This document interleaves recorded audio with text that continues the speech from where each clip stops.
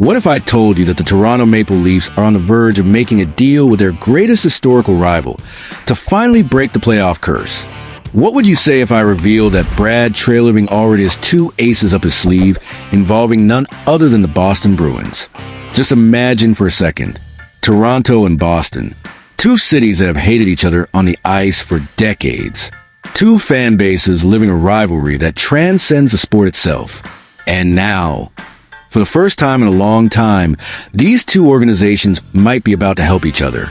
Get ready, because what you're about to discover in the next few minutes could completely change your perspective on the Maple Leafs' upcoming season. We're talking about moves that could finally give Toronto the missing pieces to truly compete. For decades, Toronto and Boston have staged some of the most epic showdowns in NHL history. From the legendary battles of the 1940s, when these teams clashed in unforgettable finals, to that 2013 series that still haunts the dreams of Leafs fans. Who could forget that Game 7, when Boston came back from 4-1 in the third period? It was one of the most devastating collapses in recent playoff history. This rivalry has been built with blood, sweat, and tears. Every matchup between these teams carries the weight of decades of history, of legendary players who wore these jerseys, of moments that defined entire generations of fans. But hockey has a funny way of turning things around. Today, the very same teams that destroyed each other on the ice for so long might be on the verge of helping one another off it. And maybe, just maybe, that unexpected collaboration is exactly what the Leafs need to finally overcome their ghosts of the past. Remember the Brandon Carlo trade that already happened, still playing at a high level, represents a short-term beginning. The precedent has been set, and now Treliving and Sweeney might be preparing something much bigger. Look, if you really want to understand the inner workings of the NHL, the moves no one else dares to reveal, you need to stay tuned to this channel. This is not a place for empty speculation or baseless rumors. Here, you discover the truth behind the trades, the hidden agendas, the internal pressures that drive these organizations. Drop a like right now, subscribe, and turn on notifications, because this channel is different. While others keep repeating the same surface-level stories, we dive deep into the corridors of the arenas, into the closed-door meetings, into the behind-the-scenes moments that shape the future of these franchises. Brad Treliving is not the kind of man who speaks just to fill silence. When he said after the Maple Leafs' early playoff exit that we need to change our DNA, everyone who knows him understood that those weren't empty words. It was a declaration of war against the mediocrity that has haunted Toronto for decades. Sources close to Maple Leafs organization confirm that Treliving is actively exploring not one, but two specific trade scenarios with Don Sweeney of the Boston Bruins.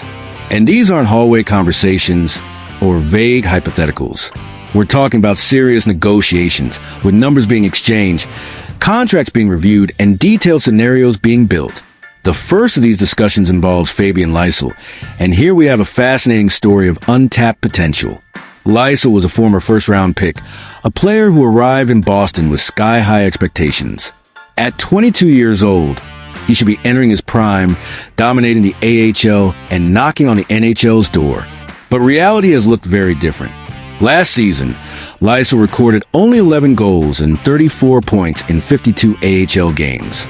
To put that in perspective, the previous year, he had nearly averaged a point per game as a young player in the same league.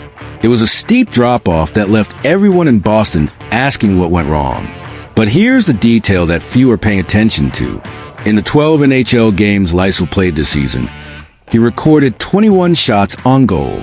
21 shots in just 12 games, averaging only 13 minutes and 27 seconds of ice time per night.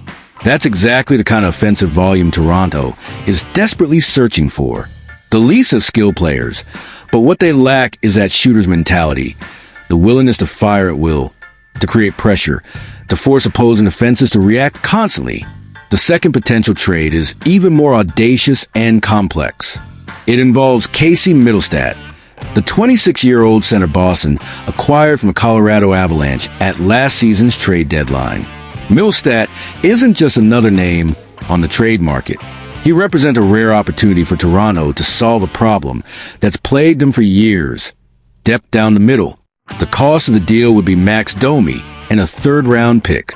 At first glance, it might seem like a lateral move, but when you dive into the details, the picture becomes far more compelling.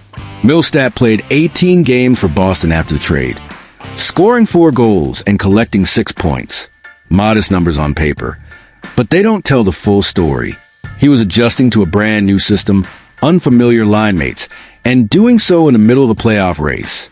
For a center, that's an incredibly difficult transition. Now, we dive into where things really get interesting. Why would Boston be willing to part with Fabian Lysell for just a third-round pick? The answer lies deep within the hallways of TD Garden, in conversations that happen far from microphones and cameras. Multiple sources within the Bruins organization suggest that their patience with Lysell has completely run out. And it's not just about disappointing on-ice results. The issue runs much deeper. 3 years after being drafted, Lysell still hasn't managed to establish himself consistently even at the AHL level.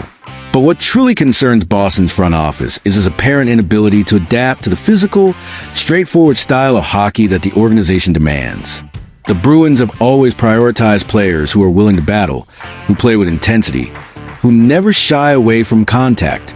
Lysell, despite his raw talent, has yet to show that mentality. And in an organization like Boston, that's practically a cardinal sin. The internal pressure is immense, especially on Don Sweeney, who needs to produce tangible results in rebuilding the roster after a disappointing season. On Toronto's side, the situation with Max Domi has evolved into a real problem that goes beyond what shows up on the stat sheet. Inside the Scotiabank Arena locker room, veteran players have quietly begun to question Domi's defensive commitment. It's not about effort or desire, but about systems, tactical discipline, and consistency. Treliving himself has admitted in closed-door meetings that he needs to find pieces that buy into the idea of collective sacrifice. Those were the exact words used by the GM, according to sources familiar with the situation. Domi may be an offensively creative player, but in critical playoff moments, his tendency to abandon defensive positioning becomes a systemic issue. The pressure on Treliving right now is absolutely brutal. Leafs fans are at the edge of their patience after yet another early playoff exit. The Toronto media, already ruthless under normal circumstances, is demanding concrete results. And on top of all that, John Tavares has yet to sign a new contract, creating further uncertainty about the future of the roster. Treliving knows that this offseason could define not only the coming season, but his own future at the helm of the organization. He needs to get it right, and he needs to get it right now. With Mittelstadt, the dynamics are different but just as complicated. Boston invested real assets to acquire him from Colorado, but his fit in the system hasn't been seamless. Over 18 games, he showed flashes of skill, but never truly cemented himself as the central piece the Bruins were hoping for. For Boston, trading Mittelstadt for Domi and a draft pick makes sense for several reasons. First, they save nearly $2 million in cap space. Second, they gain a draft pick that can help complement their ongoing retooling. And third, Domi might be exactly the kind of veteran presence who can assist in developing their younger talent. Now, let's get to the numbers that really matter, because this is where these trades start to make sense in a way that goes far beyond speculation. If Lysell manages to develop properly in Toronto, and the Leafs' track record with young offensive talent is genuinely promising, he could easily hit the 20-goal mark on the third line playing alongside John Tavares. To put that into perspective, compare him with Nick Robertson, who many see as an option for that same role. Lysell is 6 feet tall and weighs 190 pounds. Robertson stands at 5 feet 9 and weighs 174 pounds. We're talking about size and skill that Toronto simply didn't have before. In a league where size and physical strength matter more and more, especially in the playoffs, this could be a crucial edge. But it's not just about the physical side. Lysell averaged 1.75 shots per game in his 12 NHL appearances. For a player with such limited ice time, that shows an aggressive offensive mindset that aligns perfectly with what Toronto needs. Mittelstadt, on the other hand, represents a completely different opportunity. His 40 points last season, split between Colorado and Boston, don't tell the full story of his impact. Let's dive into the numbers that truly matter. Mittelstadt won 52.1% of his faceoffs last season. That might sound like a technical stat without much weight, but for Toronto, it's pure gold. Max Domi had only a 43.7% win rate at the faceoff, and that nearly 9 percentage point gap is the difference between controlling the puck in key moments and watching the opposition start their attack. In playoff games, where every possession counts and every faceoff can define the outcome of an entire series, having a center who wins more than half his draws is essential. Toronto has lost entire series because they couldn't control the faceoffs in critical situations. If you're starting to see how these seemingly small details make all the difference between success and failure in the playoffs, go ahead and hit that like button. That's how you show you really understand hockey, that you go beyond the highlights and dive into the substance of the game. But there's more.